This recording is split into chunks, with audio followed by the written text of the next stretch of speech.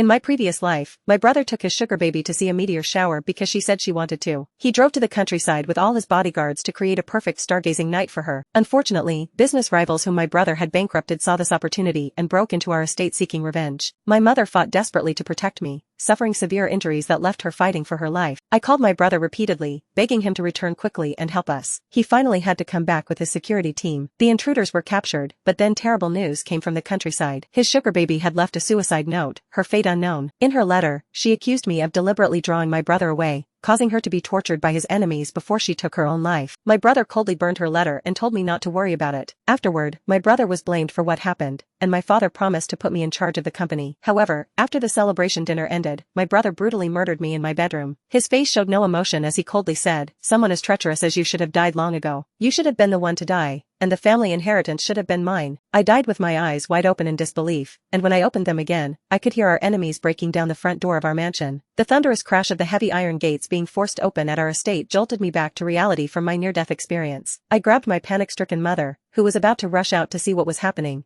and pulled her into my bedroom. After locking the door, I gasped for breath and urged Mom to help me push the heavy oak wardrobe against the door. "Mia, what are you doing? We have security guards. What are you afraid of?" My mother, Marianne, looked at me in confusion, though she couldn't hide the terror in her eyes. She didn't know yet that my brother, James, had taken all the bodyguards with him for his beloved girlfriend. "Mom, James took all the security with him. It's just the two of us in the house now." I gritted my teeth, using every ounce of strength to push the wardrobe. The heavy oak made a spine-chilling scraping sound as it left deep scratches across the hardwood floor. Marianne froze, unable to believe that my usually responsible brother would do something so reckless. Given our family's wealth, security had always been a top priority. How could all the guards possibly leave at once? But seeing my pale face, she had no choice but to believe me. "Quick, call your brother and tell him to come back immediately," Marianne urged, her voice shaking. I remained silent, eyes fixed on the door barely blocked by the wardrobe. With trembling fingers, I dialed 911, briefly explaining our situation and address. I couldn't trust James to be our first line of rescue, especially since in my previous life, he had returned too late, causing my mother to miss the critical treatment window and die. After hanging up, my heart sank. Recent heavy snowfall had blocked the roads, and our hillside estate was quite a distance from the nearest police station. I dreaded to imagine what might happen before the police arrived. Bang! A violent crash shook the door. I instinctively pressed my body against the wardrobe as fear rushed through me. Just then, Marianne's call to James connected. "James, come home quickly, there are intruders in the house." Marianne's voice broke with tears. James's impatient voice came through the speaker. "Come on, Mom, stop making things up. I'm still waiting for the meteor shower with Michelle. I'll be back tomorrow." "I'm not lying. There really are intruders. Come back quickly, or you'll be collecting our bodies," Marianne practically screamed. James's tone grew even colder. "I know you don't like Michelle, but there's no need to make up such stories to scare me. And tell Mia Cooper that she should stop playing these little games. I won't fall for it again." Hearing these words, my heart completely sank. It seemed my brother had also been reborn, but why would he think this was a lie I made up? In my previous life, he had witnessed with his own eyes how those thugs tortured Mother and me. Why was he being so cold this time around? Just because of Michelle Peterson? Just because she casually said Mia did it on purpose in her suicide note? Heavy footsteps approached outside the door. Then the door was hit even more violently, making the wardrobe start to scrape across the floor with a piercing noise. We watched helplessly as the wardrobe's defense gradually failed until, crack, a corner of the wardrobe splintered under a powerful blow, exposing a large gap right before our eyes. The intruder outside let out a hoarse laugh. "So this is where you're hiding." I stood in front of my mother, backing toward the bed step by step, staring at the widening crack in the doorway. Sweat covered my forehead as I felt completely helpless without any weapon. Then the door was violently forced open, with the bottom of the wardrobe making a terrible screeching sound like metal on train tracks. A pair of dirty boots stepped into the room. "Did you think blocking the door would save you? I don't have the patience for games." The man smiled crookedly, his disgusting gaze scanning the room. I froze in place, staring at the gleaming knife in his hand, its cold light reflecting off his filthy knuckles. His gaze fell on me, greedy and sickening, like a snake's tongue flicking. Well,